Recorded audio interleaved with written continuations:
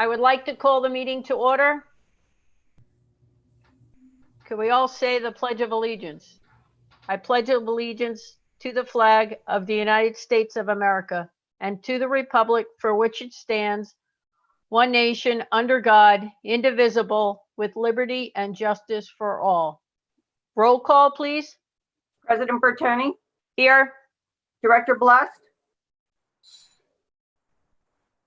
Here. Vice President Britton. Here. Director Grab. Here. Director Gibson. Here.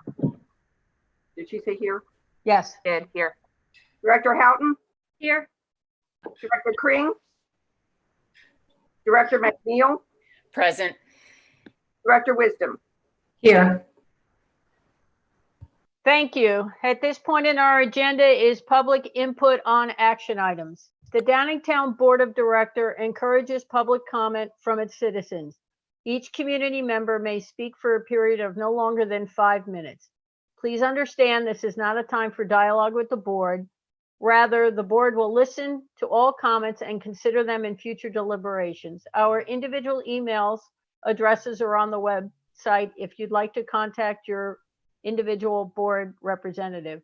We ask you direct complaints of the personnel nature regarding an individual employee directly to the superintendent.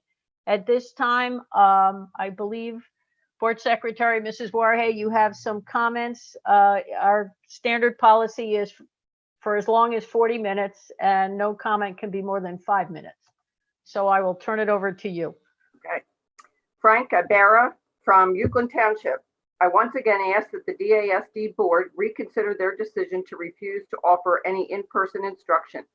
The board was presented with inaccurate interpretations of Governor Wolf's orders and recommendations on July 23rd, and for this reason alone, the board should hold another meeting to reconsider. Further, much has changed since July 23rd, including the fact that the vast majority of experts, such as the CDC, strongly recommend a return to at least some in-person instruction for at least some younger students in areas of low to medium risk like Chester County. Governor Wolf's August 10th recommendations, together with current case counts and trends in Chester County, support revisiting the July 23rd decision and offering at least a hybrid option by the end of August. The refusal to offer in-person instruction is causing students, their parents, and the DASD community actual harm in the name of attempting to avoid a risk that may well be practically unavoidable. DASD cannot guarantee that all students will have the required internet and technology equipment to learn in a completely online environment, and it is highly likely that many students and teachers will have significant internet, software, and equipment outages, as was the case in the spring. Bus and car rides, regular flu, mental health issues, and playground accidents all pose higher risks to children than coronavirus, according to the CDC. DASD owes their students, parents, and community an honest, open, accurate assessment of the risk and a flexible, thoughtful approach to mitigate that risk in order to give an option for at least some in-person instruction at the beginning of this school year.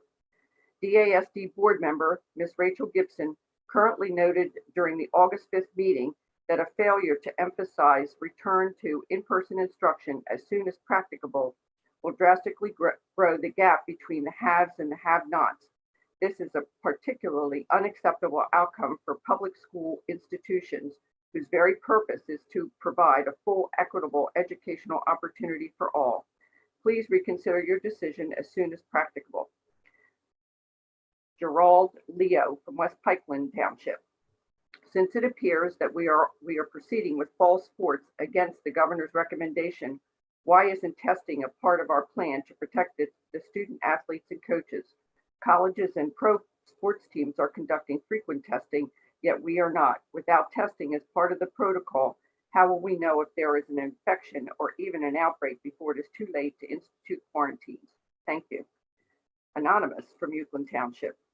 I would like to thank the administration and teachers for their hard work on developing a virtual learning plan that is both engaging and adequate while limiting screen time and upholding the education we are all used to at DASD. Jamie Voigt from West Bradford Township. I implore you to review the Chester County COVID stats use all the resources this wonderful district has, and offer a hybrid in-school option for children and families that need it. Please use your position to help all of the students in this district.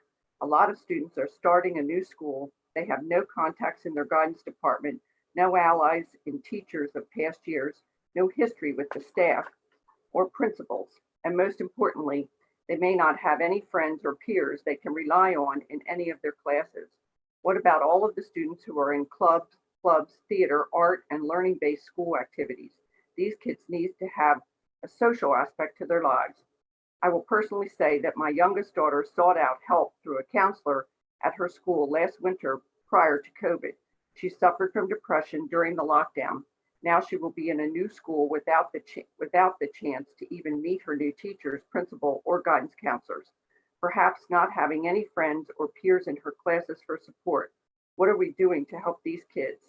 I understand the safety of all staff and students are being thought of first. However, we can safely do more for our children. Watching 30 minutes a day of videos is not learning. Our children deserve better.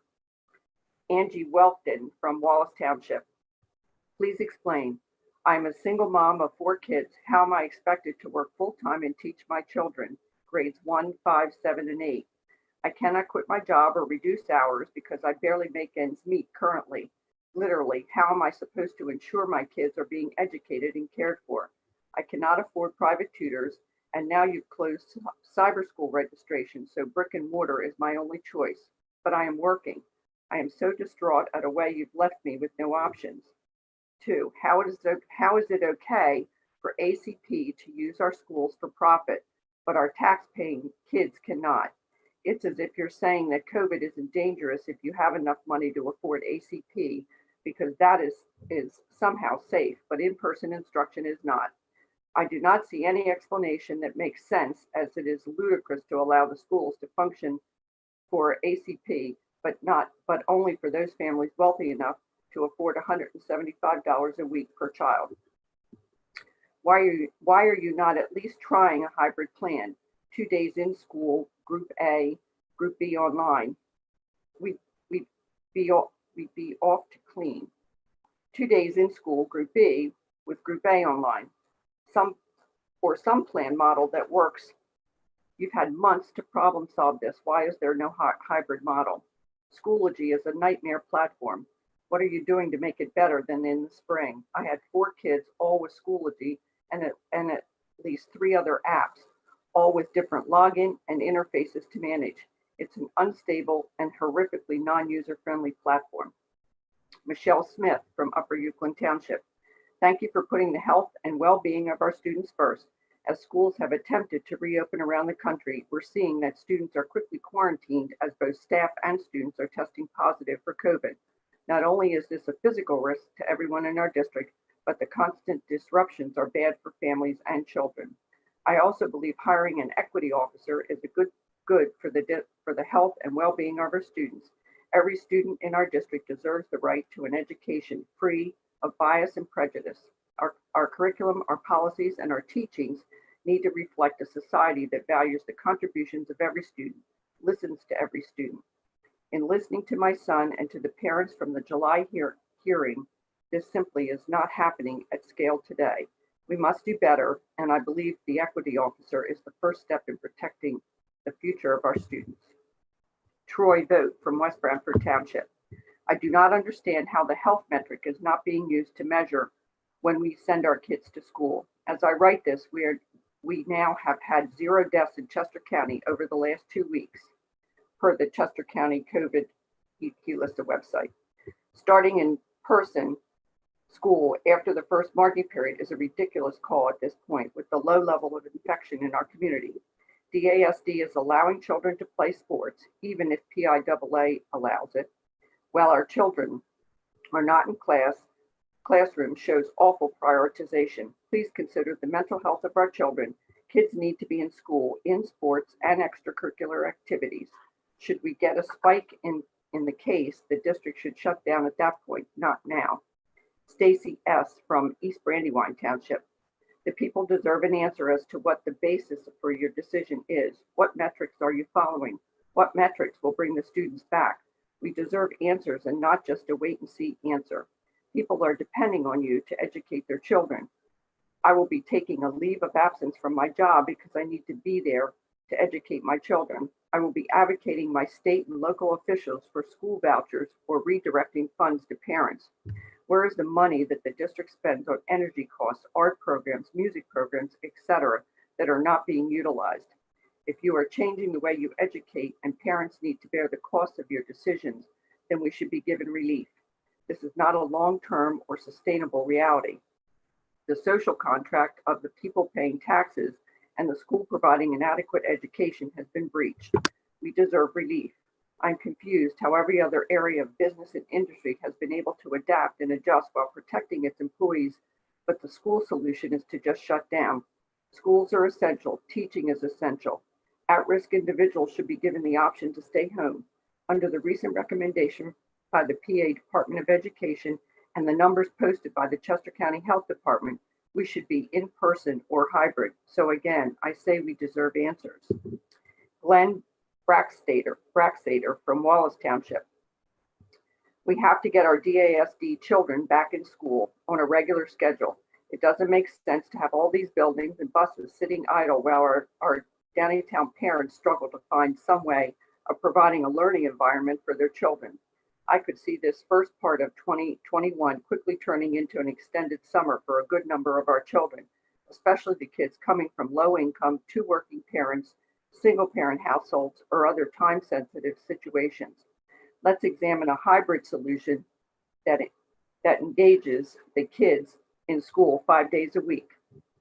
Could inverting the kindergarten busing schedule, buses only run in midday, AM parents would drop off and PM parents would pick up. Allow a morning session for half the students and an afternoon session for the other. If not, a Monday, Tuesday, and Thursday, Friday type break should be implemented for parents that want their kids to be in school. Tammy McHugh from West Bradford Township. As a parent and teacher in a neighboring district, I'd like to take the opportunity to kindly thank Dr. Lenardi for putting the students and teachers' safety and well-being first by beginning this academic year virtually. I've always had great respect for Dr. Lenardi, but that respect grew intensely as I listened to her speak so eloquently and passionately about everyone's safety being DASD's priority. Thank you for making the difficult decision to open virtually. As a teacher myself, I know teachers want to be with their kids. We love being in our classrooms, but now is just not the right time. We will all eventually get back to the brick and mortar setting. But until then, we teachers will give our heart and soul to the students virtually. I want to wish the teachers of Downingtown a great first quarter and thank them each for putting in all the extra hours that virtual teaching and relationship building demands. Thank you, teachers. Thank you, Dr. Lenardi, and thank you to the school board members. We applaud your decision to begin the school year virtually. Sophia Parga Nikis from West Bradford Pikeland Township. Sorry. We would like to bring board attention to the latest PA Department of Education and their recommendations. Based on their recommendations, Chester County falls into moderate category at this time, and we should have an option for the blended learning model. We encourage the board to consider to implement hybrid model during the first marking period, at least for subjects that require or benefit with in-person options, science, technology, music, and art. The link for the PA Department of Education is provided here. Another issue that we would like to raise is why a child's place is being permitted to operate for private profit using the community's public facilities. Our district has a lot of working parents, low-income parents, who are forced to find tutors, nannies, etc., and not all families can afford additional daycare or a full-time tutor. Artie from Upper Euclid Township. I am reaching out to thank you for your continued focus on safety and well-being for our community. This is a very hard decision you've had to make, knowing that many will not be happy. Children at home, when they should be in school learning, socializing, and flourishing, is not easy on anyone from stay-at-home parents to two-income households or essential worker households. But as inconvenient as this is, and not to mention the mental health of our children, We recognize that this is a temporary situation. United behind this decision for the short term, we can potentially move forward with a safer approach eventually. We all have to deal with this situation, but I have confidence in our community to put the greater interest ahead of individual interests. Your decision will allow greater consistency and safety for our children in the long run. Thank you for this hard decision, even if we don't like the impact on us and our kids. But staying healthy and alive is more important. There are no good choices. Lisa Strobridge from East Brandywine Township. Thank you, Dr. Lenardi and the entire board for putting the safety of our kids and teachers as the priority for this school year.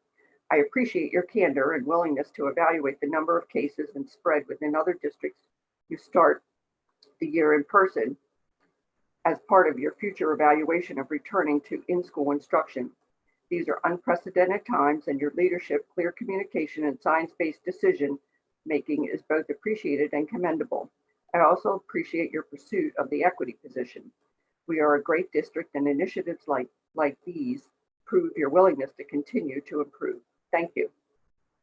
Paulette Upman from Euclid Township. Hello, I'm a single lower income mom working full-time and have full financial and physical responsibility for my two children. I completely agree that due to COVID, it is necessary to close in-person school as it is unsafe. I am, however, applaud that the only option to lower income families such as myself is to send them to a child's place after DASD has deemed it unsafe to teach in person. As someone who recently lost her mother to COVID-19, I am not sending my children into an unsafe environment. I am furious that no other options are being offered to me. I want my daughters to have the education they deserve, and I shouldn't have to sacrifice their well-being to do so. Please let me know if DASD will provide some other options or resources. David Alsick from Euclid Township. I would ask the board to strongly consider pursuing the hybrid model of education recommended by the PA Department of Education recommendations from August 10th. We were told all energies since March were being focused on getting the students back into the classroom in the 2021 school year. The students' education will be set back even further by not even trying to get them to an in-person model. Please be honest about the exact number of cases being experienced by our district and not general percentages. The Chester County Health Department has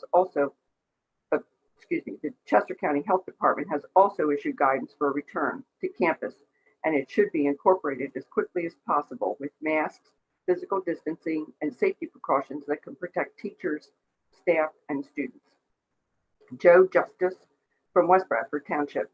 I'm writing to urge the board to reconsider their decision to refuse in-person instruction options in light of all that has transpired since their July 23rd decision. The CDC recommendation, the American Academy of Pediatrics recommendation, Governor Wolf's guidance on an in-person hybrid for areas of low risk like Chester County is tracking to achieve very soon. I would like to point out the hypocrisy of a child's place being permitted to operate for private profit using the community's public facilities and the inequitable outcomes for working parents, low-income parents who can't afford reliable technology, internet, or a full-time tutor. While my wife and I are planning on using ACP, not everyone can afford the extremely high prices at $225 per kid per week. This is more expensive than private schools that are meeting in person.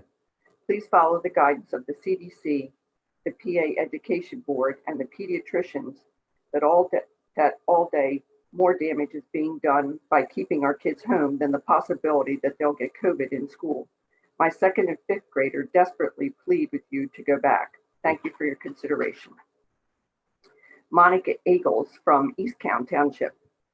I am writing to urge the board to reconsider their decision to refuse in-person instruction options in light of all that has transpired since the July 23rd decision. Virtual learning is not a one-size-fits-all option. My child does not thrive in this environment. It has severely affected her mental health and well-being. Also, as a single mother, I am now faced with how to juggle finding a job flexible enough so that I can be there to oversee virtual learning. How is a child's place being permitted to operate for private profit using the community's public facilities, yet our children cannot go to school? What is in place for parents who are unable to afford a child's place or private tutors or child care providers? How is this going to be an equitable education if you have some children totally on their own and others who are being taught by private tutors?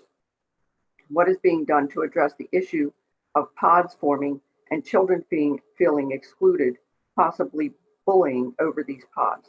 Finally, what is being done for TCHS students as sending school principals don't even know? Gerald Steppen from Euclid Township. I have previously communicated with my district's representative, Miss Lee Wisdom, on this subject. DASD teachers and administration staff have been kept whole financially while taxpayers continue to pay full taxes and will be expected to pay for the federal funds dispersed to school districts during the pandemic. Ms. Wisdom suggested I contact our state legislature.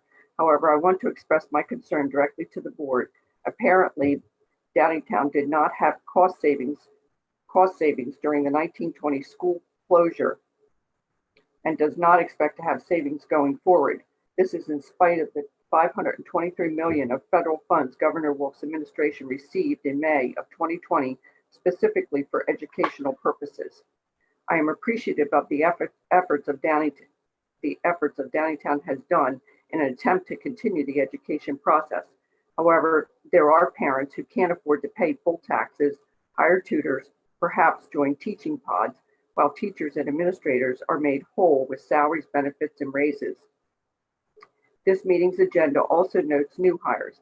How can you realistically expect children K-3 to learn online without solid personal teaching interaction? These are critical years in the learning evolution.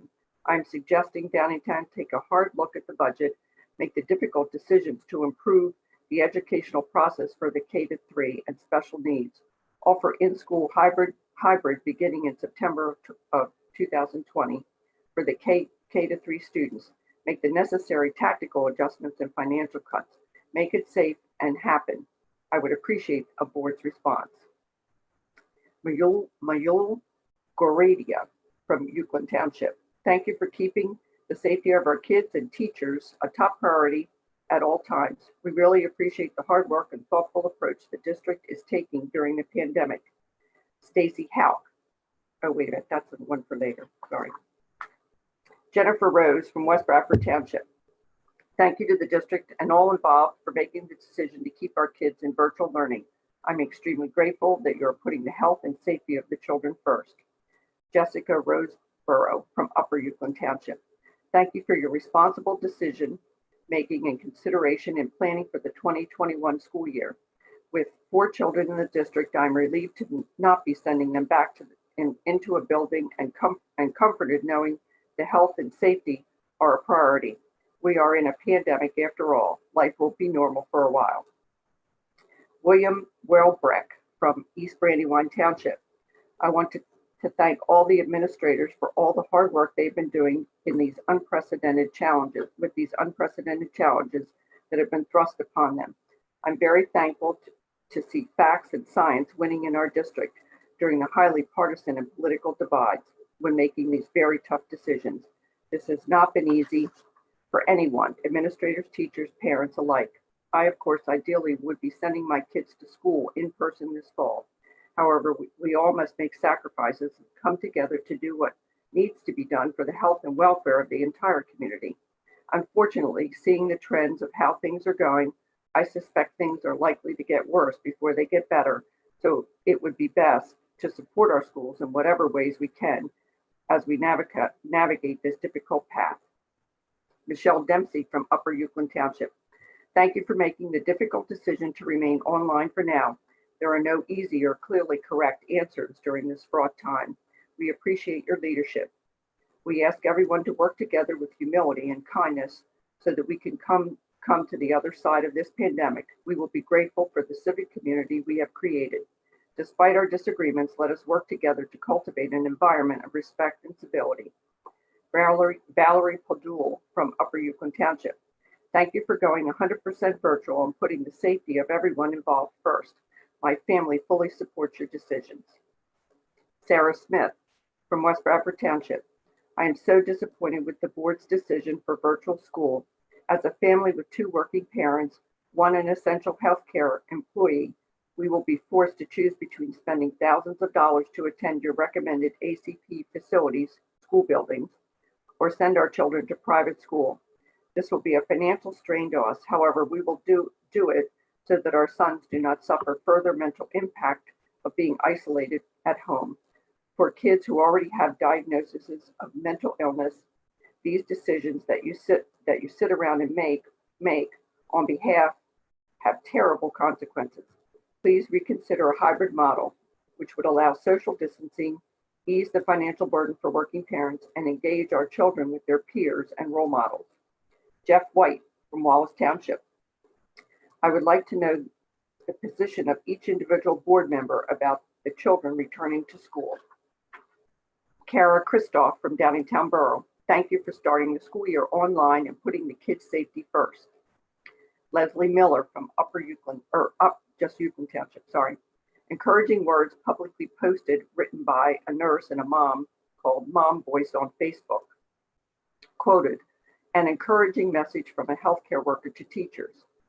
As you all get ready to return to work, for many in person, there are some things I've learned over the last 4 to 6 months that I wish someone could have told me about working through a pandemic. Anticipation of a new situation can often be a lot scarier than the actual experience. In the early days of this, I would sit at home on the weekend and absorb all the terrifying news. I'd wake up Monday full of anxiety, then I'd get to work and realize I have autonomy. Not everything is out of my control. There were lots of steps we could take to protect ourselves, and so we did. No, we did not sign up to put our health or our lives on the line for our jobs, but we are an essential worker. Without our work, there are populations at risk, whether it's a patient without care or a student without the promise of a good education. We are needed. They needed us to show up, so we did. You will have coworkers that will really struggle. They will need your compassionate ear, your encouragement, and your permission to experience their fears and anxiety. You will have moments like this too. As healthcare workers, we needed each other to validate and share our experiences, and so we did. Some of you will thrive and step up to the plate and take on extra responsibilities where needed. We needed to share the burden of responsibility, and so we did. As the days go by, you will adjust to masks, to the cleaning routine, to your running dialogue of fears. They will get quieter, and your confidence to handle these insane times will grow. We needed to carry on, so we did. You will be proud of yourselves. You will feel more like a team than ever. You will love those students harder than before, and you will look at your time at home with your family with more appreciation. You are teachers. You have had a career full of challenges, changes, and uphill battles. You will conquer this strange and unfamiliar challenge too. Your students, their parents, and your coworkers know you can do this, so you will. We wish you all the best at the start of this school year. I promise as a parent to support you. We will do this. Come on, Downingtown, we can do this. Do it for our students.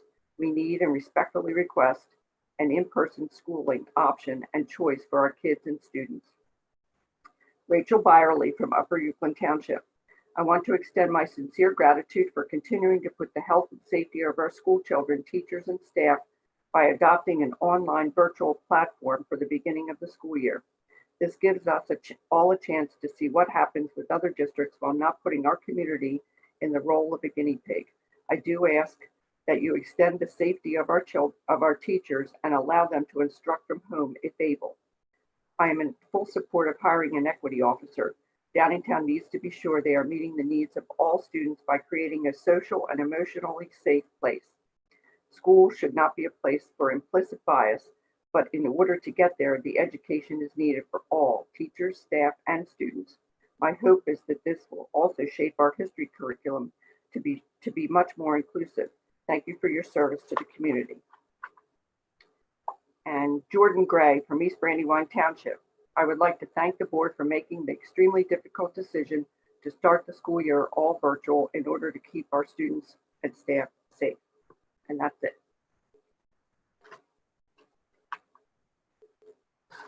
Thank you, Ms. Warhay, and thank you to our public for sharing your thoughts and concerns. Very, very difficult times. Dr. Lenardi, I'll turn it over to you for the superintendent's report. Thank you, Madam President. First, under applause, I just have, we've not had students here, but I do have two adults that I'd like to recognize. Board members, as you know, when our hardworking administrators also continue to work on their advancing their own education, I like to acknowledge that. And if Dr. Ann Barrios, our supervisor of special education, works out of our high school, West High School. She just received her doctorate, and I want to congratulate Dr. Barrios for that. And also, not that one's not enough, also our LMS middle school principal, Jonathan Ross, is now Dr. Jonathan Ross, and he also achieved that status, both, of course, by defending their dissertation.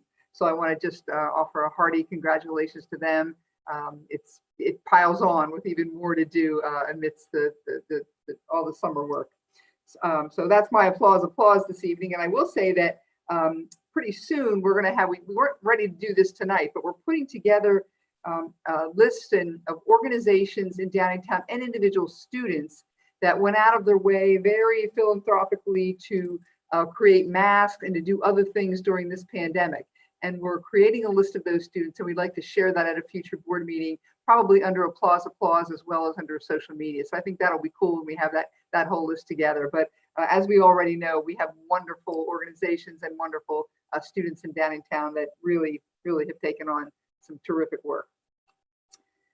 On to number 2 here. I thought, as I said last week, I guess at our meeting, I'd like to just talk a little about our online start of the school year. And so I just made, again, one overhead slide, one PowerPoint slide, just to refer to talk to our public. And many of the things that people said in their statements have been answered either in last week's meeting or certainly in our FAQs. But let me just give an update on some of these areas. And I think each time we have a board meeting as we go forward until everything is solved, I can update.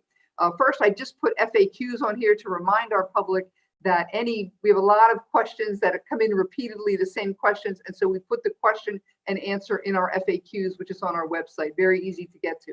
So if you send us any questions, and board members, I would encourage this, if you just forward it to our Director of Communications, she'll put the question and answer on our FAQs. And that's a good way just to scroll through and get most of the answers that you need. But if there's anything new, we're certainly happy to answer it and then add it to our FAQs. The second thing is, I know people are interested in our either technology or materials pickup. And when I say materials, I mean in some cases textbooks, or they could be workbooks, or they could be art supplies, different things that we want to give to our students as we start the school year.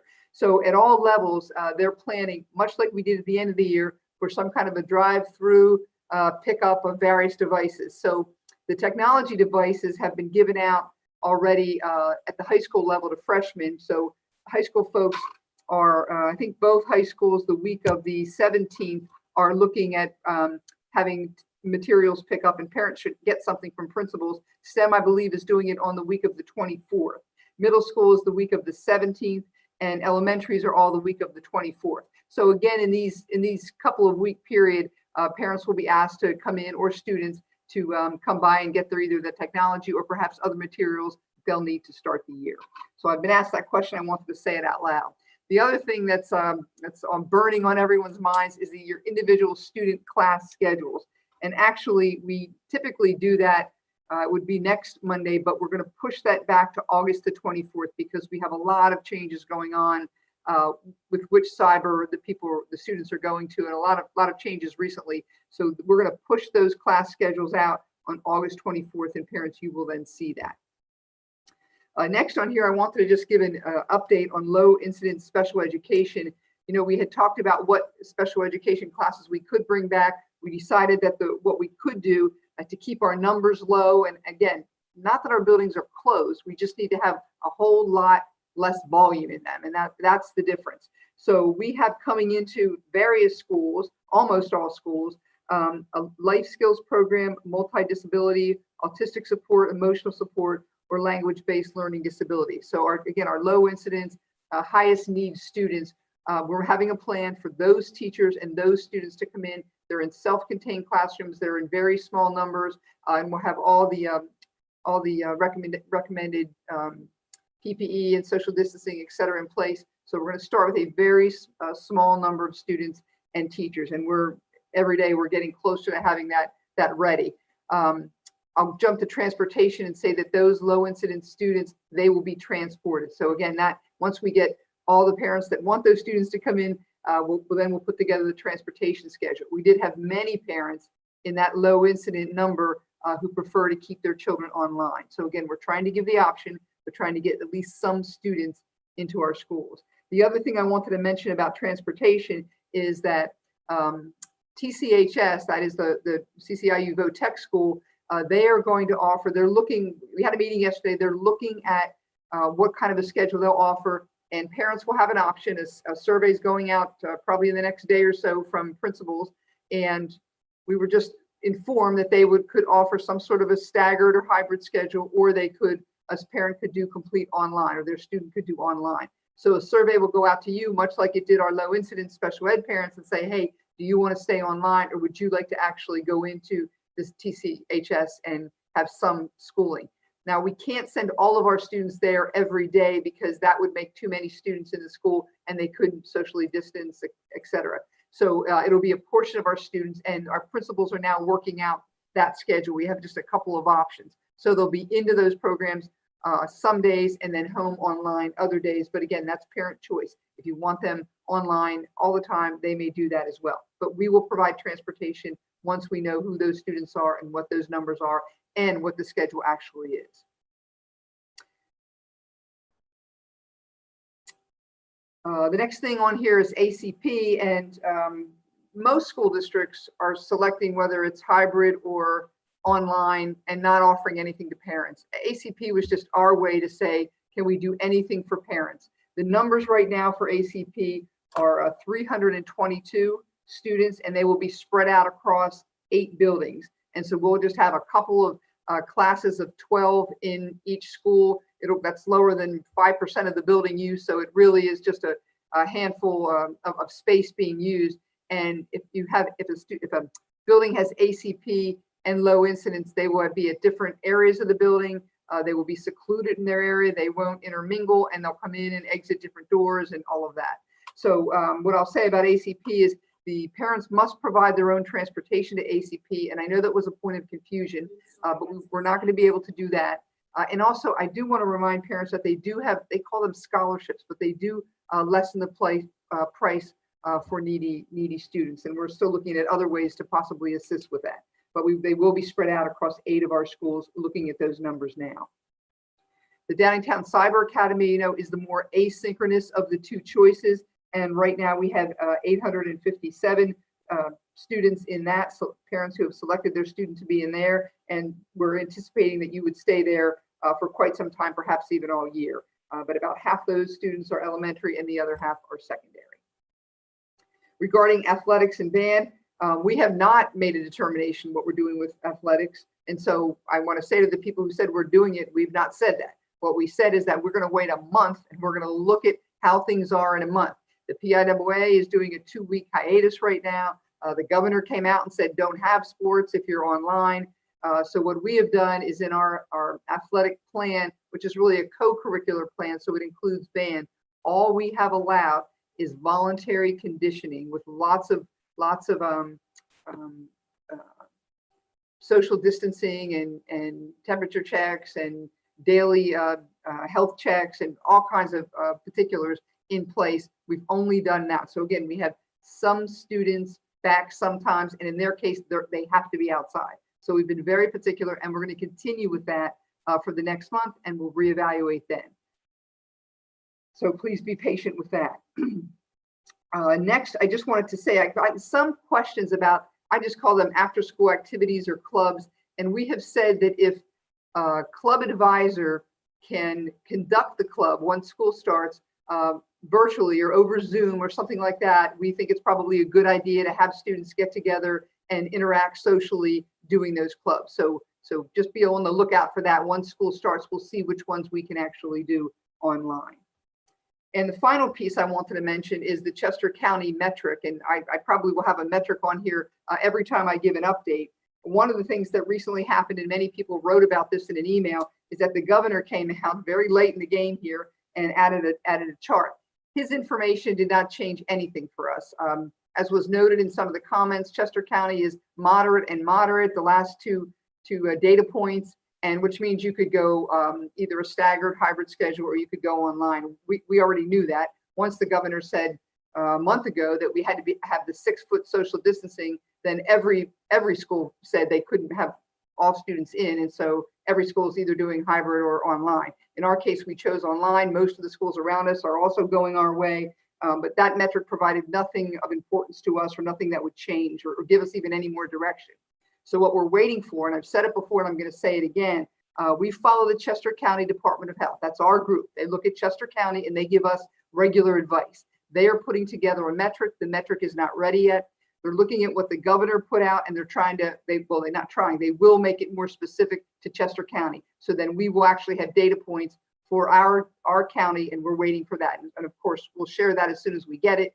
And we're expecting that next week. So again, everything is kind of last minute. People are hustling to get things done. What they have told us is that after the 4th of July, there of course was quite an uptick in Chester County, and they expect, then it went down some. They expect that same uptick to probably happen over Labor Day. I hope they're wrong, but they're projecting that. And so what they've said is that you really should look at 3 weeks of a trend. And so they believe that the first time we should reevaluate, all schools evaluate our online program would be the end of the last week in September. And I think that week actually ends October 2. And at this last meeting, board members, you might remember, I said, let's go through September, have a good, strong month of online learning, and then begin to reevaluate. And so and luckily Chester County agreed with that, and the Department of Health pretty much said the same thing.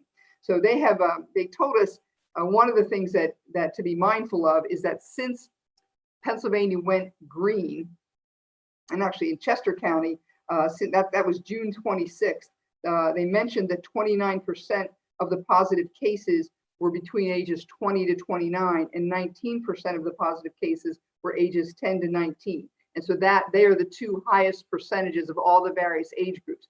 So I know we've had a lot of conversation about younger students and all of that. And so I feel like those numbers kind of keep evolving. So we do keep our eye on that. So we'll be looking at when that chart comes out, hopefully next week. We'll look at the end of September. We'll look at the metrics, see what it says. We also are going to watch the couple of schools around us that are doing some sort of a staggered or hybrid model, see how it goes there. We're going to watch our own data. We have not very many on-site students, but we're going to certainly watch them closely. And so we'll use all the data we have to make a good decision going forward. So our first order of business is to complete a lot of PD for our teachers in August, which we are going through right now and doing. Our teachers will be ready. And so for parents listening to this, we will deliver a great online start to the school year. And as soon as we get to the end of September, we will begin to evaluate when and how we can begin to bring students back. So that's our game plan. And every time we're together in a public session, I'll try and give you updated numbers and updated metrics or whatever new information that I have. I'll answer any questions. And other than that, President Bertoni, that completes my report. Thank you, Dr. Lenardi. Are there any questions from board members? Okay, moving on. May I comment? I'd just like to thank Dr. Lenardi. I think these regular updates are critical. I love the idea of a central spot for all the FAQs. Take a look at those and to give us as board members some direction there when we're getting questions so that we're answering questions accurately. But this is really important for folks to know about the metrics that we're using, the data that Dr. Lenardi and her team are accessing, and being able to be updated regularly, in my mind, is crucial. So thank you. Thank you, Dr. McNeil. Anyone else? Moving on, I'll turn it back to you, Dr. McNeil, the Cultural Equity Report. Thank you, Madam President. The Cultural Equity Task Force met on August 6th with the goal of refining a draft job description for the Director of Equity and Inclusion. The 50 participants in the Zoom meeting were divided into 2 breakout rooms that were led either by Dr. Reed and Ms. Perry, or Ms. Hankins and Ms. Shipe. Dr. Lenardi floated between the 2 rooms. It was a very productive meeting as measured by the fact the administrators leading the sessions were able to gather feedback on each segment of the job description, the job summary, the essential functions, and the qualifications from the 25 participants in each of their sessions. And believe me, it was a very active conversation in the 90 minutes that were allotted. So that concludes my report, Madam President. Thank you, Dr. McNeil. Director Kring is not here tonight, but he did relay to me that DARC and the intermediate unit have not met this month. So we will move on to the Ed Foundation with Director Gibson, please. Thank you, President Bertoni. The Education Foundation met yesterday virtually. They've had to redo their entire budget, obviously, as things have shifted online, and they don't really believe that after a day of online education, people will want to continue online after school support. So they're not looking at any offerings in the fall. They have rescheduled their Wizards fundraiser for March 25th, 2021, and that will be reevaluated as they move along. Their annual golf outing is currently scheduled for October 6th at 9:30 in the morning at Applecross, and they are actively looking for corporate sponsors or personal sponsors. So obviously their fundraising has taken a hit if anybody's interested in sponsoring the Community Education Foundation. I can roll right into the Legislative Committee. Thank you. Have not met. They did not meet in July. There was a lack of legislation, which was shocking considering the circumstances. And their next meeting will be in August. It will be held virtually, and that is the third Thursday in August, which will be the 20th at 7:30. Thank you, Director Gibson. Communities That Care, Vice President Britton.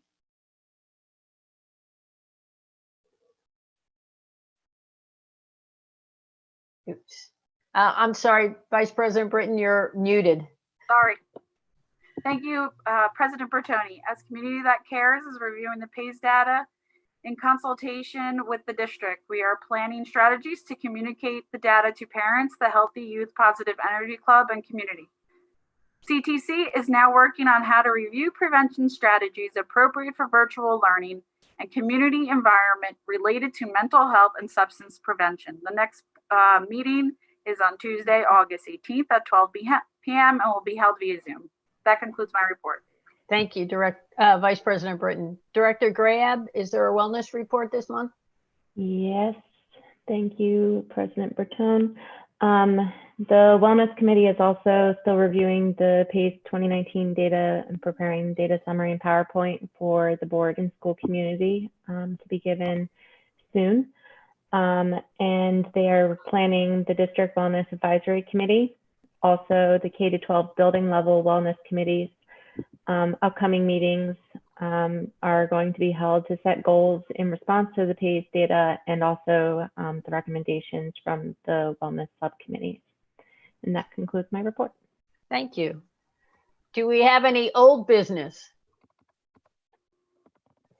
Can I have a motion to, does anyone have anything they would like pulled from the consent agenda?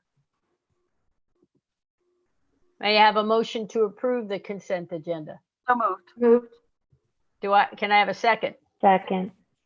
All those in favor? Aye. Opposed? Motion carries. I don't know who's first and second. Oh, I'm sorry. Graham, second. And who was first? Lust. Thank you. Moving on to the action agenda. Director Wisdom. Personnel. Thank you, President Bertoni. Personnel, number 1, request approval to add positions to move the district technology division towards site-based tech management not to exceed 7 full-time equivalents. Dr. Matei, I had a question about this. I was wondering if you could just explain this a little bit to the board. Absolutely. Thank you, Director Wisdom.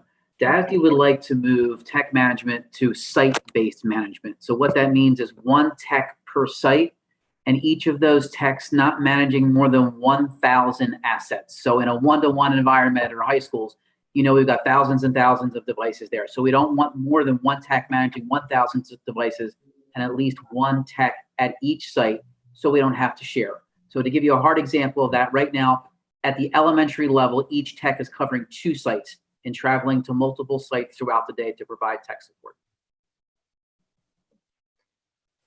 Director Wisdom, may I ask Dr. Matei, will this help? We heard at least one comment at the beginning of the meeting about the technology devices. Is your thinking that adding these positions will help our staff to monitor those devices more closely so that we won't have some of the issues that parents and students experienced in the spring? Director McNeil, that's a good point. So this spring was thrust upon us quickly, and we sent home over 2,000 loaners over the course of 1 week. We've had more time to plan for the opening here come August 31st, and we made the decision to go one-to-one K-12. So every one of our students will be provided a DASD device. That's an additional 5,500 devices going home with our kids in the coming weeks. We have to support those devices. We also have to support those devices that are home with our professional staff, and also the additional devices we're providing to our non-professional learning support and special ed staff who are helping kids in those circumstances. So the quantity of devices we are supporting has gone up exponentially. Consequently, the request for site-based management to have one tech at each school to help those teachers and students be successful. Excellent. Forward planning, forward thinking to make parents feel very confident that the fall will be much more successful than the spring. Thank you, Dr. Matei. Dr. Matei, do you anticipate that we will have some of this up and available with the start of school? And the reason I ask that is if you have a second grader at East Ward and they're having a problem, will they still have to take their device to Trestle, or will they be able to return it to their home school? We want to try to get these new folks hired as soon as we can and get them on board as soon as possible. That there will be some lag time in getting those folks hired and trained. We are going to continue to provide remote support and, as necessary, drive-up support. The primary plan is for drive-up support still to be at Trestle Place. However, as we bring additional techs on board, we'll be able to transition from central office tech drive-up support to building-based. I know that I'm sure people that families that live in Chester Springs will appreciate going to Pickering Valley as opposed to Trestle. So it is a big district. So given the size of the district and the increase in devices, I think this is a very good plan. Thank you. Any other? Yes, I have a question. So I just have a comment. So Dr. Matei, as soon as we approve the addition of these positions, I'm assuming they will be posted on the district website so that anyone who might be interested in those positions could look on the website tomorrow? We are going to get those posted. We're going to put those out on social media with the help of Director of Communications. We're going to put those on LinkedIn and Glassdoor with the help of our Director of HR. We're going to shout long and hard to get good qualified candidates to fill these positions. Excellent. Thank you. Any other comments or questions? Call the vote. Oh, I need a second. oh, you didn't get a second. I'm sorry. Do I have a second? Second. Dr. McNeil gave a second. I got it. Call the vote, please. Director Gibson, Yes. Director Houghton, Yes. Director Graham, Yes. Director Blust, Yes. Vice President Britton, Yes. Director McNeil, Yes. Director Wisdom, Yes. President Bertoni. Yes. Moving on to curriculum, Director Wisdom. Number 1, request approval of a settlement agreement and release with the parents of a DASD student. Number 2939250553. Total cost $43,500. Do I have a second? Second. Plus. Call the vote, please. Director McNeil, Yes. Director Wisdom, Yes. Director Graham, Yes. Director Gibson, Yes. Director Bluss, Yes. Director Houghton, Yes. Vice President Britton, Yes. President Bertoni. Yes. Number 2, request approval of a settlement agreement and release with the parents of a DASD student, 374-595-4955, total cost $45,000. Can I have a second? Second, Lust. Call the vote, please. Director Graham, Yes. Vice President Britton, Yes. Director Bluss, Yes. Director McNeil, Yes. Director Gibson, Yes. Director Wisdom, Yes. Director Houghton, Yes. President Bertoni. Yes.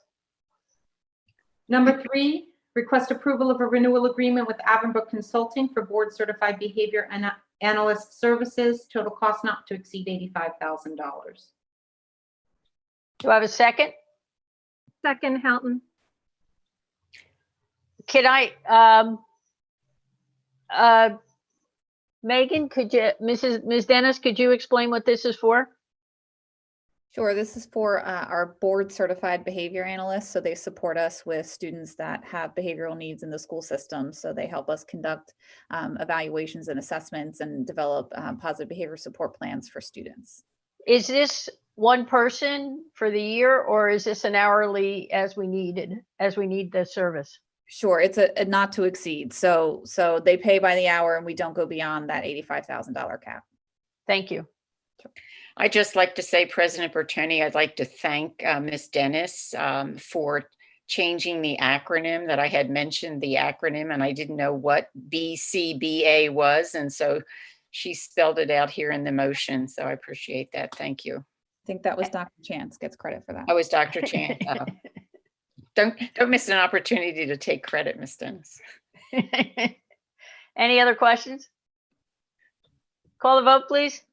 Director Bluss, Yes. Director McNeil, Yes. Director Houghton, Yes. Director Gibson, Yes. Vice President Britton, Yes. Director Wisdom, Yes. Director Graham, Yes. President Bertoni. Yes. Number 4, request approval of a settlement agreement and release with the parents of a DASD student, 911-381-8821, total cost not to exceed $128,000. Second, Britton. And call the vote, please. Director Gibson, Yes. Director Bluss, Yes. Vice President Britton, Yes. Director McNeil, Yes. Director Houghton, Yes. Director Graham, Yes. Director Wisdom, Yes. President Bertoni. Yes. Number 5, request approval of an agreement with Tang Math LLC for the purchase of 230 licenses for access to online professional development and math resources, total cost not to exceed $100,848. Second. Lust. Any questions? I'd like to make a comment if I could. Sure.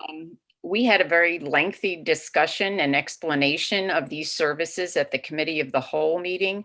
For those of you who don't tune in to the Committee of the Whole meeting, I would suggest that you do. They are recorded because this is an amazing professional development experience and the resources for our teachers and students. So I just wanted to make that comment for those who don't watch the Committee of the Whole.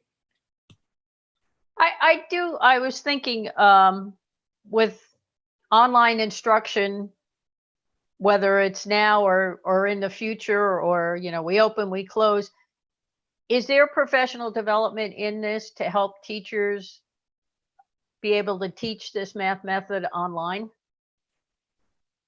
President Bertone, the instruction is online or will be used easily, seamlessly to go back into the classroom, back and forth in the classroom, because this instruction is purely for the teachers in the way that they are teaching the math that we have and what parents will see on the back end when their students are working with them. So purely for teachers in any way that they are teaching. Oh, that's great to hear. Thank you. Any other comments or questions? Call the vote, please. Director Houghton, Yes. Director Gibson, Yes. Director Wisdom, Yes. Director Graham, Yes. Director Bluss, Yes. Vice President Britton, Yes. Director McNeil, Yes. President Bertoni. Yes. Request approval of a renewal agreement with Houghton Mifflin Harcourt for access to the collections online dashboard for grades 6 through 9. Total cost not to exceed $36,075. Do I have a second? Second? Bluss? Yes. Any comments or questions? Call the vote, please. Director Graham, Yes. Director McNeil, Yes. Director Houghton, Yes. Director Wisdom, Yes. Director Bluss, Yes. Vice President Britton, Yes. Director Gibson, Yes. President Bertoni. Yes. Number 7, request approval of a renewal contract with Dr. Jerry Thompson to provide virtual professional development for Marsh Creek and middle school ELA teachers concerning instructing and assessing text-dependent analysis. Total cost not to exceed $32,400. Do Second, I have, Britton. thank you. Any comments or questions? Call the vote, please. Director Houghton, Yes. Director Gibson, Yes. Director Wisdom, Yes. Director McNeil, Yes. Vice President Britton, Yes. Director Bluss, Yes. Director Graham, Yes. President Bertoni. Yes. Number 8, request approval of an MOU with Delaware County Community College for DASD Teacher Academy, Healthcare and Medical Career Dual Enrollment Career Readiness Programs. Total cost not to exceed $205,507. Do I have a second? Lost. Second? Thank you. Can you tell me, is this because it's not to exceed, it's based on per student that we have a register? Yes, that's correct. And as I think I mentioned last week as well, that's the amount that we end up putting out up front, but students, as they would have when they were participating in the IU programs, will pay for tuition, et cetera. We're just fronting that money based on our agreement with Delaware County Community College. Thank you. Any other questions? Call the vote, please. Vice President Britton, Yes. Director McNeil, Yes. Director Wisdom, Yes. Director Graham, Yes. Director Houghton, Yes. Director Gibson, Yes. Director Bluss, Yes. President Bertoni. Yes. Moving on. Report. Thank you, Director Wisdom. Moving on to policy report, Director Houghton. Thank you, President Bertoni. With the new Title IX regulations going into effect on August 14th, 2020, I would like to make a motion to recommend that effective August 14th, 2020, and until the school board adopts a comprehensive policy, the school district shall comply with and implement all requirements of Title IX regulations. I'd also like to recommend any existing policies or practices that are inconsistent with or in violation of any of the requirements, terms, or conditions of the Title IX regulations hereby be superseded effective August 14th, 2020. Do I have a second? Second, McNeil. Solicitor Donatelli, are we able to wrap these two in one, or do we need to vote separate? They look related to me, President Bertoni, so I don't have any issue taking them in one bite. Thank you. Does anyone have any questions? Call the vote, please. Director Wisdom, Yes. Director Bluss, Yes. Director Graham, Yes. Director Houghton, Yes. Vice President Britton, Yes. Director Gibson, Yes. Director McNeil, Yes. President Bertoni. Yes. Thank you, Director Houghton. Thank you. Finance report, Director Kring was not able to make it this evening. May I ask Dr. McNeil, could you give the finance report, please? I would be happy to, President Bertoni. Item 1, request approval to hire 3.0 full-time equivalent learning support teachers for a total cost of $305,000, which includes salaries and benefits. And I'd like to ask Can we, Brighton. second? Thank you. Go ahead, Dr. McNeil. Okay. I've never been chair before. I'd like to ask Ms. Dennis if she would be kind enough to speak to us about the need for these 3 additional learning support teachers. Yes, thank you. So we are requesting the 3 additional teachers to support the influx of special education students joining our cyber academy. And so the goal here is that our numbers are a little over 100 with special education students in the cyber academy. And so we want to make sure that we're able to case manage and provide the appropriate direct instruction as outlined in their IEPs. And so by hiring these 3 teachers, we can ensure that students in our cyber academy are receiving the appropriate case management. Thank you, Ms. Dennis. Any other questions? Who was second? Britton. Thank you. Vice President Britton, yeah. Call the vote, please. Director Gibson, Yes. Director Houghton, Oh, sure. Sorry, yes. Okay. Director Graham, Yes. Director Wisdom, Yes. Vice President Britton, Yes. Director Bluss, Yes. Director McNeil, Yes. President Bertoni. yes.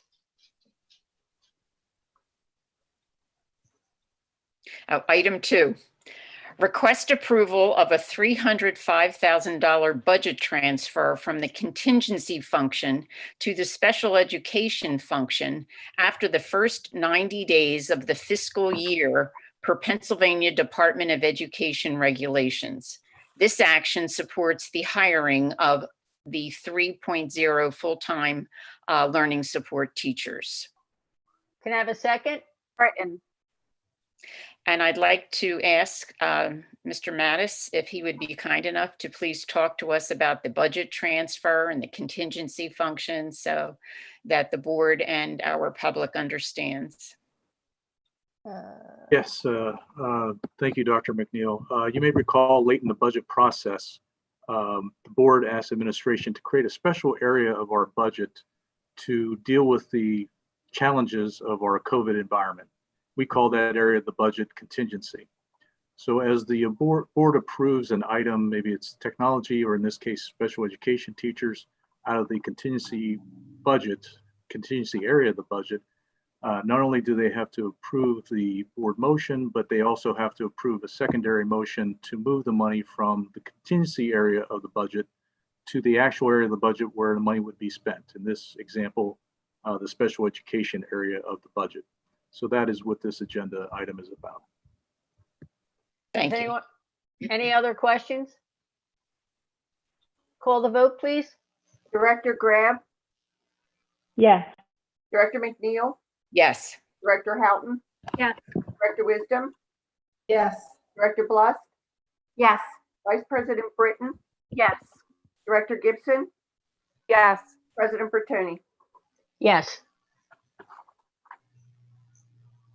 Thank you, Dr. McNeil. Facilities report, Vice President Britton. Thank you, President Bertoni. Number 1, request approval for a change order to Caldwell, Heckles & Egan General Contractor on the STEM Addition project to provide additional storm inlets and piping on Campbell Drive. Total cost, $53,103.59. Do I have a second? Second, McNeil. Does anyone have any comments or questions? I know this is for the flooding that occurs on Campbell Drive, and since they're tearing up the road to complete some of the other projects for the STEM Academy, it's the right time to do it. Is that correct, Mr. Lawler? Do I have that right? That's absolutely correct.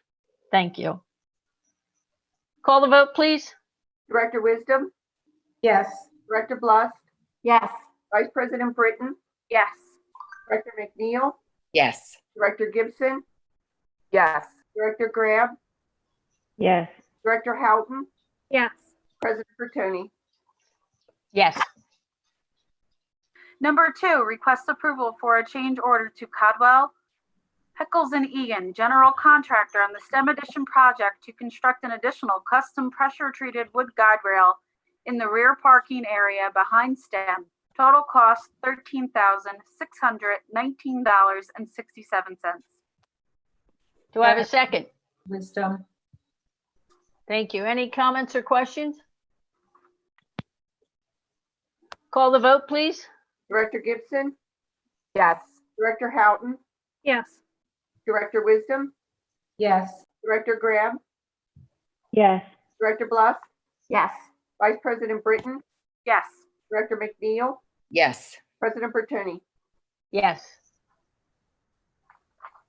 Number 3, request approval for a change order to Codwell, Heckles & Egan, general contractor on the STEM Edition project to revise the paving scope along Campbell Drive. Total cost $23,153.24. Do I have a second? Lust. Thank you. Mr. Lawver, could you, I know with the last one we just approved also, just for the public, Okay. this, Yeah, just well, explain this is for our, Again, we're doing the work on Campbell Drive and the rear parking behind the STEM Academy. These were not in the original scope of the contractor's work. Our clerk and I looked at these, and now's the time to do them. Number 2 was for safety, to avoid cars that would drive off the lower level and go down over the embankment into cars that are on the lower level or a pedestrian. So it's well worth the small amount for a safety feature that'll last permanently on that site. And number 3 was in conjunction with number 1. We're going to install the inlet boxes and piping to take the water to another inlet box that's quite a few feet down the drive. And then this is the overall beveling of the paving, milling and beveling of the paving to make it go into those boxes. thank you. Any other comments or questions? Call the vote, please. Director McNeil, Yes. Director Bluff, Yes. Director Houghton, Yes. Director Gibson, Yes. Vice President Britton, Yes. Director Wisdom, Yes. Director Graham, Yes. President Bertoni. Yes. Number 4, request approval for a change order to Greg A. Beatree Incorporated, contractor for the emergency generator replacement at East, replace feeder and signal duct bank. Total cost $59,056. Can I have a second? Second, Gibson. Thank you. Any comments or questions? Call the vote, please. Director Bluff, Yes. Director McNeil, Yes. Director Houghton, I wish to abstain as Greg A. Beatree is a client of my employer, RMP Surety LLC. Thank you. Director Gibson, Yes. Vice President Britton, Yes. Director Graham, Yes. Director Wisdom, Yes. President Bertoni. Yes. Number 5, request approval of a purchase order to DJ Bervarelli Incorporated for the engineering design and bid documents for the replacement of the AC unit for the administrative library and reception areas at East Ward Elementary School. Total cost $27,500. Can I have a second? Second, McNeil. Anyone have any comments or questions? Call the vote, please. Director Wisdom, Yes. Director Graham, Yes. Director Gibson, Yes. Director Bluff, Yes. Director McNeil, Yes. Director Houghton, Yes. Vice President Britton, Yes. President Bertoni. Yes. That concludes my report, President Bertoni. Thank you, Vice President Britton. Technology report, since Director Kring could not be here tonight, Director Gibson, could you take care of this? Sure. Thank you, President Bertoni. Request the approval to unfreeze the $856,500 in capital technology funding to purchase devices and peripherals to support the 100% online learning environment. Second, Britton. Thank Is you. that it? Yes. Go- Dr. Matei, if you could just explain what this is.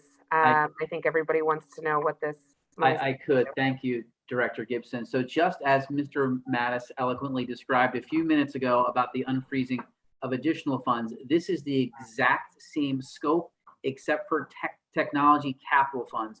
So in the spring, the board put a hold on some spending. We weren't sure how things were going to shake out. But now that we know that we are 100% online, we need to access that technology capital and spend some money on additional devices and primarily on peripherals to get the school year started in our online learning format. Thank you, Dr. Matei. Does anyone else have any questions or comments? I know we discussed this last week. Can we call the vote, please? Director Houghton, Yes. Director Gibson, Yes. Director Wisdom, Yes. Director Graham, Yes. Director Blas, Yes. Vice President Britton, Yes. Director McNeil, Yes. President Bertoni. Yes. Moving on to board administrative action. Request approval of the DASD online learning plan. Do I have a second? Second, McNeil. Thank you, Dr. McNeil. Do I have comments? Yes, Director Gibson. I have agonized over this for many weeks. I've weighed the pros and cons. I've listened closely to our community members, administrators, and government officials. I understand that Downingtown feels as if their hands are tied. I believe part of that comes from cloudy guidance from our state legislators who have chosen the easy way out and put all of the liability on our districts. I've witnessed the many hours of dedicated work that has gone into creating the online plan and Downingtown's commitment to a rigorous and engaging education, even through the screen. I commend everyone who has shifted their entire perspective of education in the face of this pandemic. The end of these internal debates always comes full circle to the right of public education. This is not a privilege, it is a right to each and every citizen. Our school and our teachers are a foundation for a successful life. They set our children up to succeed emotionally, academically, and socially. We are just as essential as our postal workers, our nurses and doctors, our grocery stores, and every other industry that was deemed so back in March. If our faculty or parents are afraid, we need to address this issue. COVID is not going anywhere, and I don't pretend to be naive enough to think that a vaccine is in the foreseeable future. That being said, we have invested in the technology and the curriculum to ensure that our students can learn in the short term for situations. Now that that piece is in place, we must invest in the items to protect those in the building, including the children. When deficiencies were brought up for safety from threats, we instantly reacted with bulletproof glass, security officers, armed guards, and advanced door blockades. When mental health finally made its way to the mainstream, we didn't ignore it. We made task forces. We started initiatives and brought in programs to identify and help. The same should be expected now. Just like the potential for the outside threat, COVID is not going away. Is it our ventilation, partitions, advanced cleaning products? I understand fear. I have it as well. No one wants to hold the weight of another's health and safety, but this is where our responsibilities as parents come in. Downingtown is lucky enough to have the Downingtown Cyber Academy that follows our incredible and enriching curriculum. As we have seen many of our community businesses rally around the needs of our parents, this allows parents and families to choose the best options for themselves. Also, tonight, I cannot agree to a plan that shows bias and further perpetuates a system of socioeconomic divide. While this was not the intention of the school district, it is my belief that they truly do feel they are doing the best for their students. It is what is happening.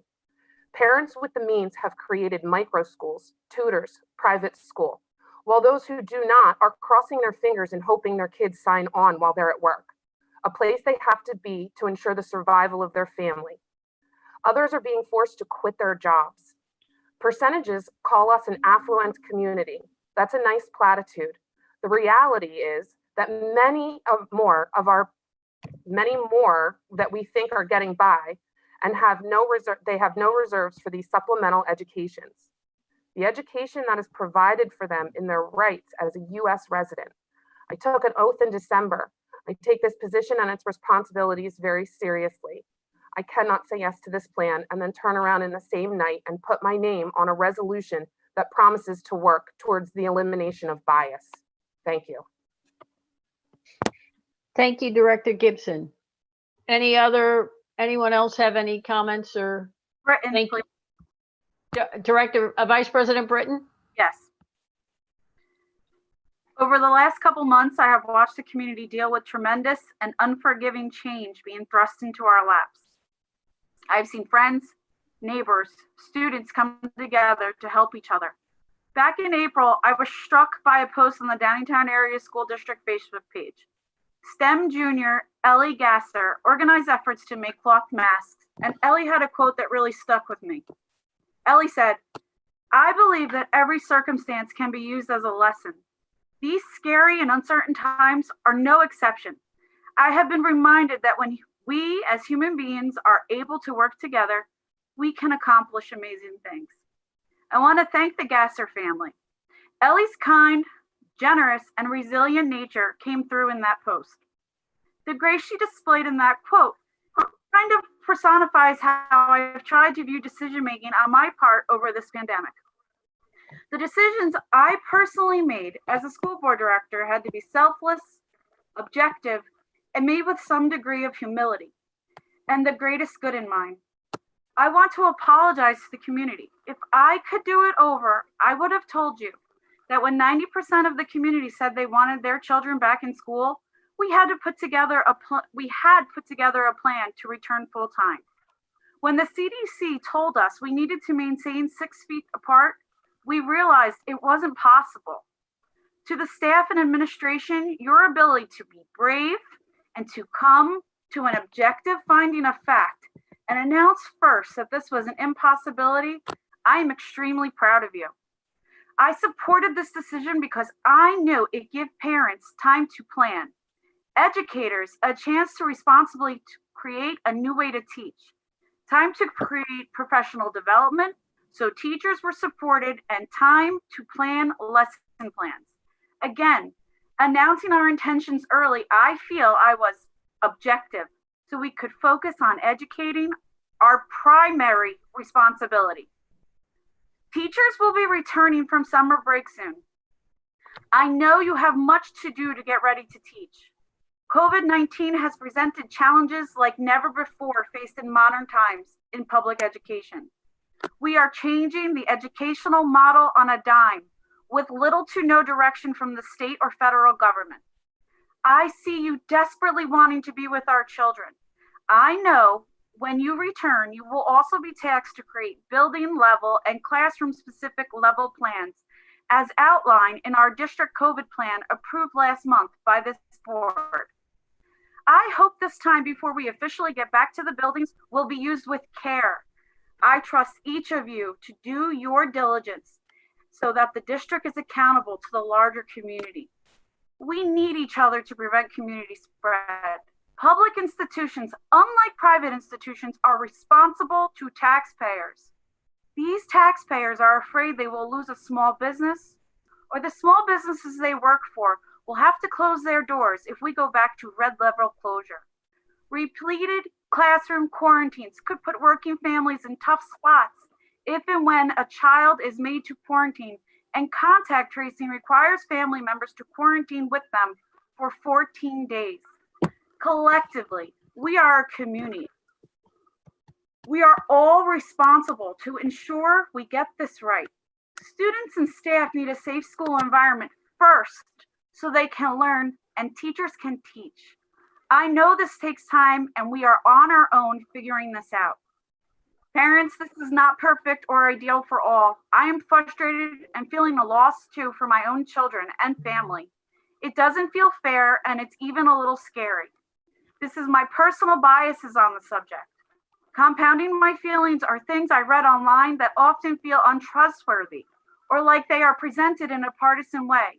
Those are political biases we carry. I want my constituents to know I have tried very hard to move past my personal and political biases to make an objective decision.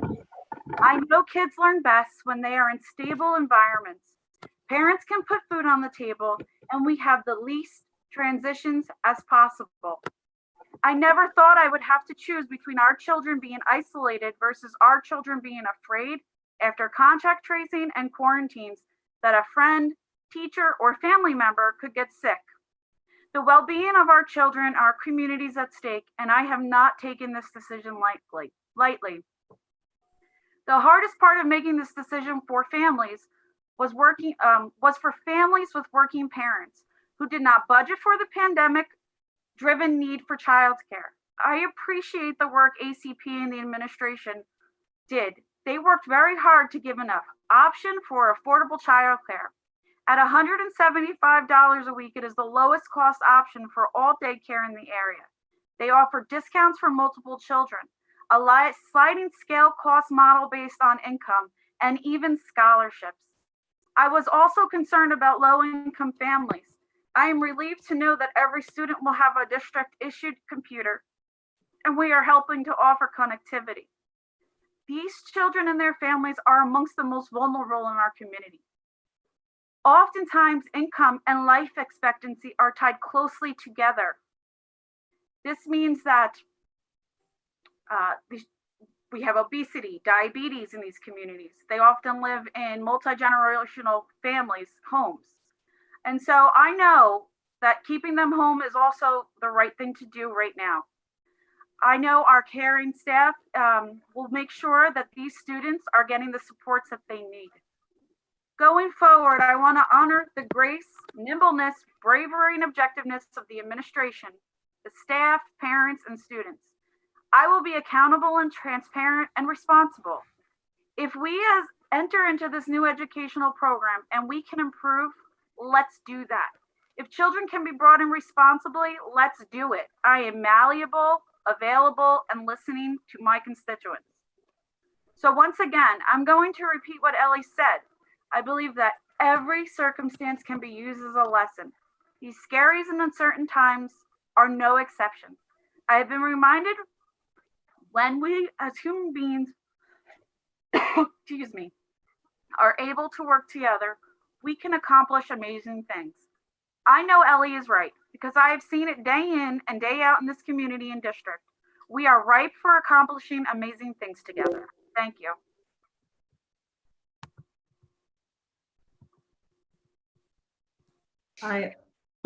Sorry, I was on mute. Thank you, Vice President Britton. Dr. McNeil? Oh, I saw. I don't care. Director Wisdom. Director Wisdom had her hand up first. I'm sorry. Oh, okay, go ahead. Director Wisdom, go ahead. I also wanted to offer my thinking behind the way that I will vote tonight. That the health and the safety of our community is my priority when I agree with the decision to start the year online. I believe it's the safest bet for a lack of disruption and continuity of learning. We return to the buildings and we see, as we've started to see around the country, many schools are going back, cases in our students and staff, then we would have to jump to online learning and possibly have to quarantine some families, as Director Britton said. In the last 2 weeks of July, nearly 100,000 children in the United States tested positive for coronavirus, according to data from American Academy of Pediatrics and Children's Hospital Association.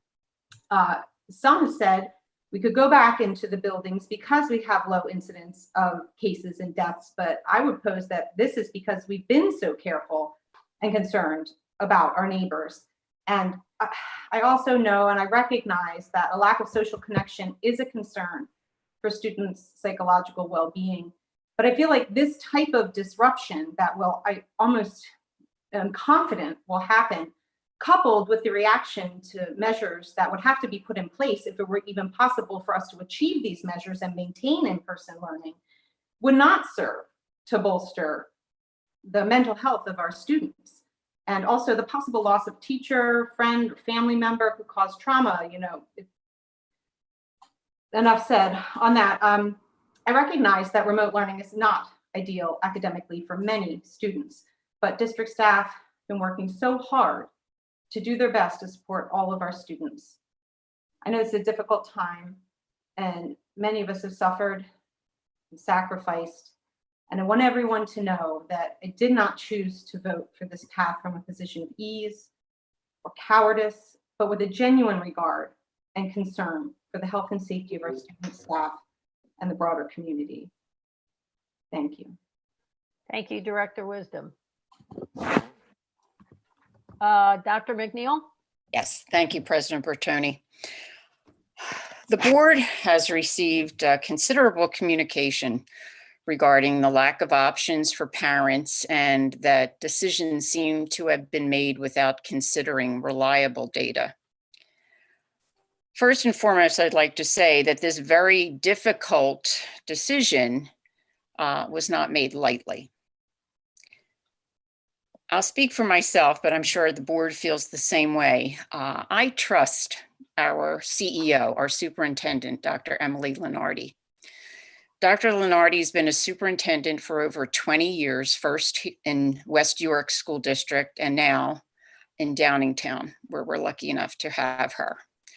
Dr. Lenardi spent countless hours with her staff, with Chester County superintendents, with the Pennsylvania Department of Education, I'm sure others that I've neglected to mention, in order to apprise the board of the best data available at the time that would help us, the board, make the best decision for the reopening of school.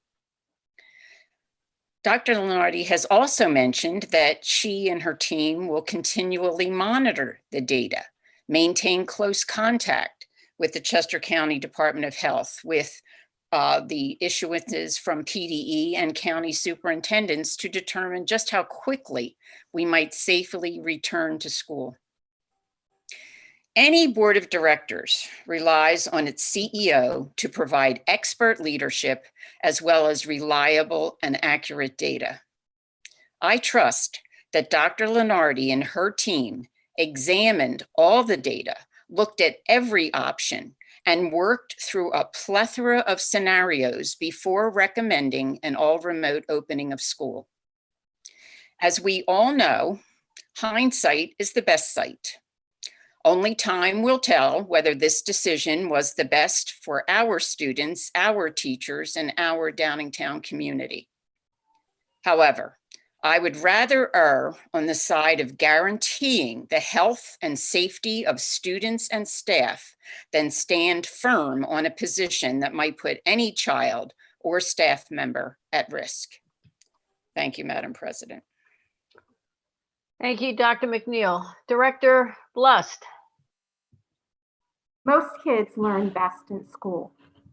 We as a Downingtown community find ourselves dealing with COVID-19 relentless presence as we work diligently toward the return of our students to the 2020-2021 school year. The challenges to you, your child, your family, and our staff are unimaginable. Given the restrictions to ensure the health and safety of all, I believe to begin this school year, we have two options, online and cyber. With that in mind, as per Dr. Lenardi's statement last week, and earlier tonight, we watched carefully COVID during the month of September and put into replace a plan for returning back to brick and mortar.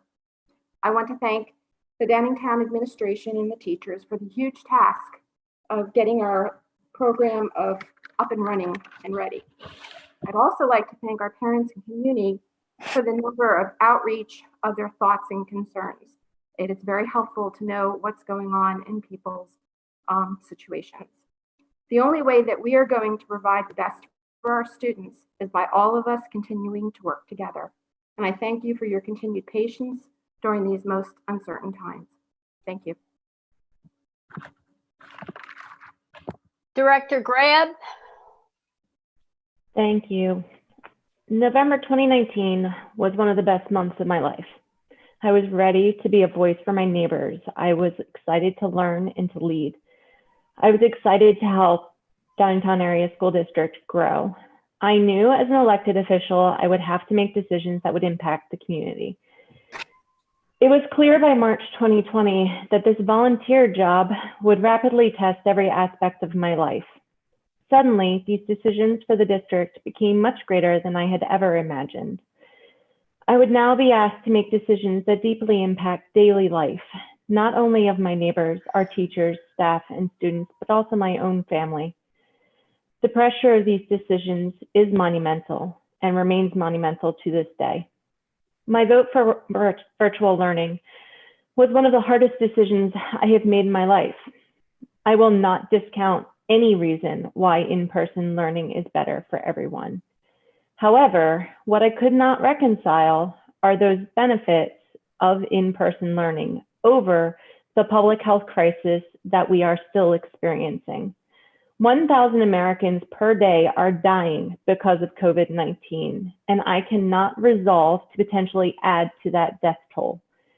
Beginning our school year with a virtual platform allows us to ensure the safety of our students, teachers, and staff. It gives us the flexibility to evaluate the situation and opportunities to create in-person options as it is safe to do so. And most importantly, it allows us to monitor data without becoming a hub for the virus ourselves. My family raised me to believe in the power of the community. Now is the time to come together as a community to support each other, to look after the most susceptible and at-risk members of the community, and to make the best of the situation this pandemic has placed us. Please reach out to your neighbors. Please reach out to your teachers and your friends.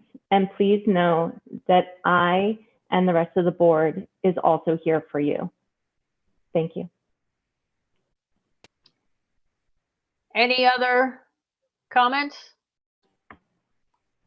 I would like to thank the board. I know it has been a difficult decision for all of us, and none of us have taken it lightly. I have struggled with it. Probably have more emails than any other issue in my recent history, except for maybe redistricting, which always creates many, many, many emails. And I've listened to both sides, and I am concerned about not having our children in school. But I also appreciate the fact that we can't do it on a dime either, any more than we could do online learning on a dime. We learned that in the spring when it was so difficult. And I have very high expectations going into the fall, using our paraprofessionals, using our staff to ensure that every student gets the support they need. I'm very encouraged to hear that our learning support, our low incidence classes will be starting back. I'm hopeful that as September rolls on, we could consider bringing in some other, our online, our hands-on classes in on a hybrid schedule. Our younger learners, you know, the kindergarten, first grade, and learning reading.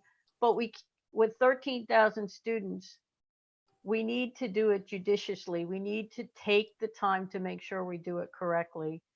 I know a lot of time has gone into the online learning.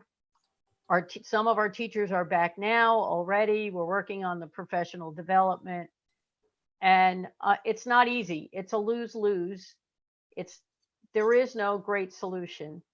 And I do appreciate all the time and effort that everyone's put in. And I do understand the difficulty of parents.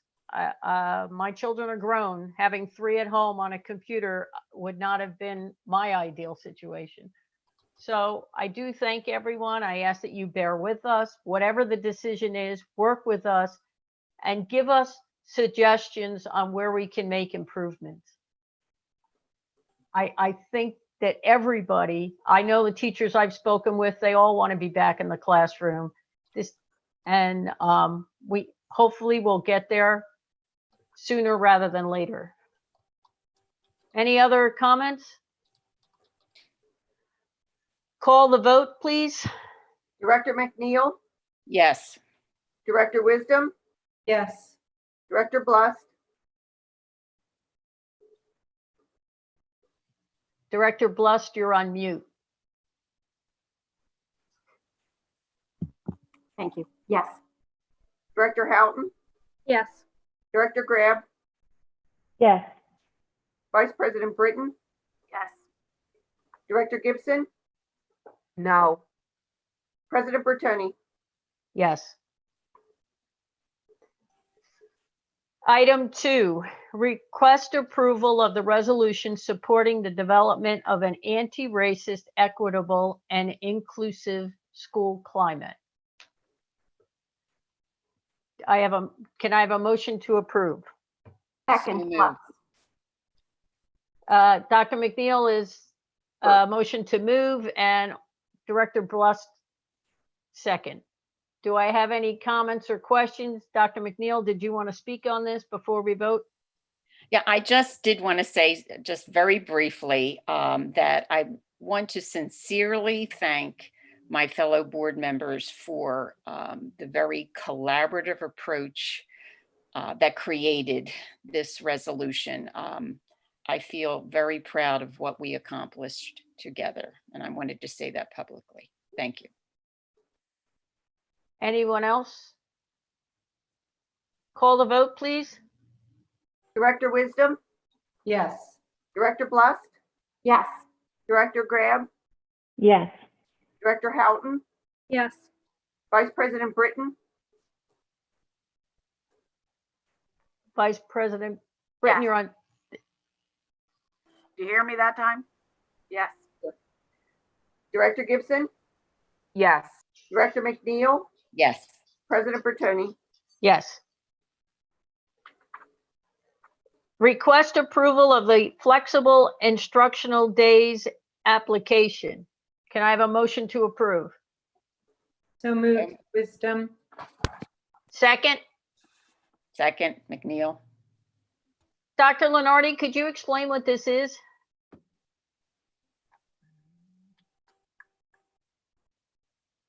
Oh, now you're on mute. Oops, sorry. It's the hardest thing we do. Yeah. So this is essentially a piece of paperwork that we believe, it's everything from the state's a bit foggy. We believe it has to go into the state, and Dr. Reed actually put it together, but to go in to say that if we're doing anything other than coming to regular school every day, like without a pandemic, then it allows us to do whatever we're going to do. So we're starting online. If we switched and went into some staggered schedule or had partial kids come back, or even having our low incident kids come back, this allows us to do that. Thank you. We're not trying to take snow days away, right, Dr. Leonard? No. I think, call, any other comments or questions? Call the vote, please. Director Houghton, Yes. Director McNeil, Yes. Vice President Britton. Yes. Director Graham, Yes. Director Gibson, Yes. Director Blust, Yes. Director Wisdom, Yes. President Bertoni. Yes.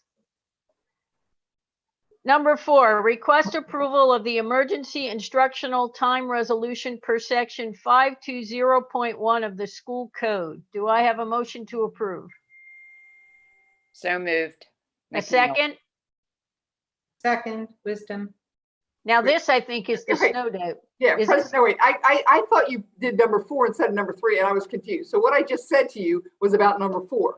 So Right, and that, okay, I'm sorry, I was confused. So the flexible instruction days is the online replacement for 5 snow days. So yes, that would mean that we wouldn't make up okay. 5 snow days. If it's approved, we would do online instruction instead. I'm sorry, I thought you read the last one by mistake. All right, so we already approved the snow days. There you go, Dr. McNeil. It's almost anti-American not to have snow day. Well, you know what? It also gives us the option. If the board said, you know what, have a snow day, the kids need it, we could do that. This allows us to use it. Okay, great. Thank you. Does anyone want to take their vote back from the last resolution? Just checking. Who's that CEO of ours? No, I'm kidding. Yeah. Call the vote, please. Director Graham, Yes. Vice President Britton, Yes. Director Gibson, Yes. Director Blust, Yes. Director McNeil, Yes. Director Houghton, Yes. Director Wisdom, Yes. President Bertoni. Yes. Is there any other items that require the attention of the board? Yes. Director Gibson. This is Director Gibson. I had sent an email about this previously, and we didn't get a chance to talk about it considering what is going on. I understand that our policy is to allow 40 minutes of public comment, as well as limiting it to 5 minutes per person. I feel strongly that while we are in this virtual setting, we need to find a different option for our public. The reading of the comments are not an efficient way for our public to reach us. We are elected officials and we are supposed to be the voices of our community, and part of that is being able to hear their voices. I would really like the board and administration to consider a call-in line. If we need to, I understand that policy limits our time, and that would take some changes and a vote, but I would really like to consider an option for our community to call in during our meetings and speak in their own voice. This is something that I feel is a right of them, and something that we really should not be denying in the time of COVID. So if that could be brought up for consideration, I would appreciate it. Any other board members have any comments regarding that or thoughts? I think it's a great idea. Is it possible technologically? That's my It only. is. Unionville is a school district. I was in on their board meeting the other day, and they do have a call-in line. Their solicitor interrupts at their minute time. I would love to see our minutes extended to hear more from our community, because that's just what our role is.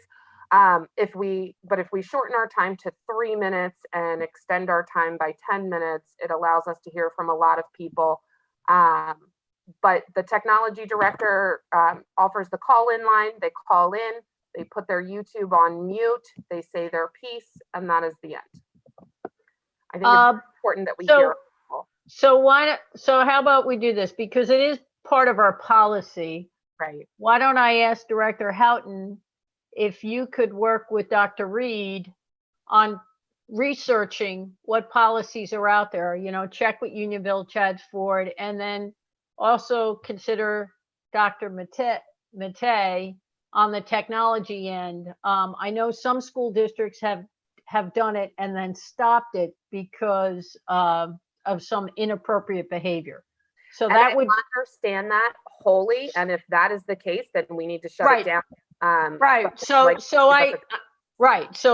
let's review all the options. Perhaps just a phone line without a visual might limit the inappropriate behavior. But let's let Director Houghton and Dr. Reed look into it and then come back to us next month with some ideas. I know it's not going to happen as quickly as perhaps we would like it to, but let's start there and see what we come up with. Does that seem reasonable? Thank you. Okay. So President Bertoni, I just wonder, could we start?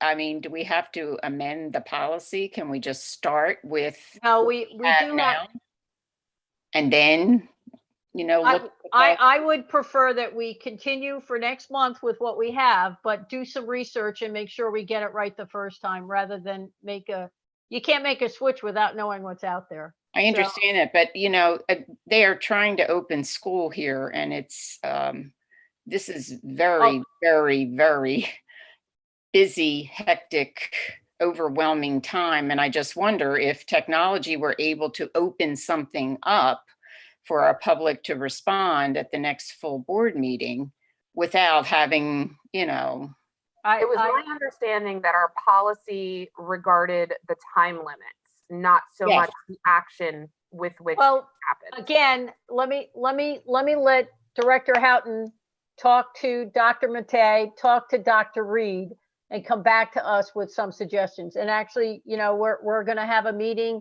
in a couple of weeks to do new hires. Maybe we can talk about it there. I'm not trying to put it off. I just don't. I understand. I just don't think we can make a decision tonight. I think and we I'm need not throwing this out to make more work for other people. I'm happy to do the work on the back end. I don't want to delegate to other people. I'm happy to do the legwork of what I'm requesting. But let's talk to Director Houghton. If you want to reach out to Director Houghton and you two talk to, see what you can come up with. Vice President Britton? Yes, Thank you so much for recognizing me, President Bertoni.